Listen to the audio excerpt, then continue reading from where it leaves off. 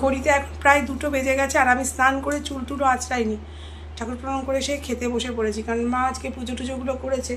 আজ কি রান্না হয়েছে তোমাদের দেখাই, অনেক বেলা হয়ে গেছিলো রান্না করতে, তাই এখন এই যে মা আর আমি খেতে বসেছি। প্রচণ্ড গরম, এদিকে এসি চলছে, নাহলে খাওয়া যাচ্ছে না। তো চলো তোমাদের দেখাই কি রান্না করে ফেলেছি এতক্ষণ তাড়াতাড়ি করে।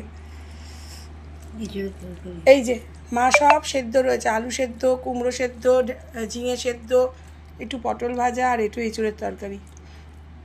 আর আমার পাতে দিয়েছে মা এই যে কুমড়ো সেদ্ধ দিয়েছে, আর এখানে এঁচুড়ের তরকারি মার থেকে একটু নিয়েছি, আর এটা রয়েছে আলু পটল কুমড়ো টুমড়ো দিয়ে চিংড়ি মাছ দিয়ে একটা তরকারি।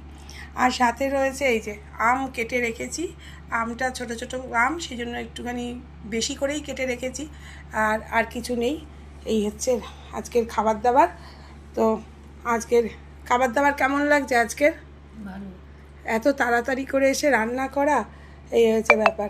তো পটল ভাজাটা তো রয়েই যাবে মনে হচ্ছে, আর আলু সিদ্ধও রয়ে যাবে। লেবুটা নিয়েছো?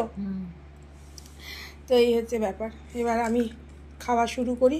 কুমড়ো সেদ্ধটা আমার ভালোই লাগে খেতে, তো যাই হোক কুমড়ো সেদ্ধ দিয়ে ভাত খেতে আমার ভালোই লাগে, গরম গরম কুমড়ো সেদ্ধ দিয়ে ভাত।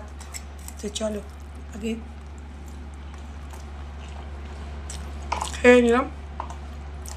আর সবথেকে বড়ো কথা কি, বাজার টাজার করে এসে রান্না করেছি তো, সকালে বেরিয়েছিলাম, সেই জন্য গুড মর্নিং মেসেজও করতে পারিনি।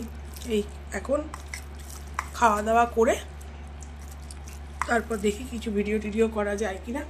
আর এই যে এদিকে উনিও বসেছেন খেতে, ওনাকে নিয়ে খেয়ে ফেলি, তো তারপর তোমাদের সামনে আবার আসবো।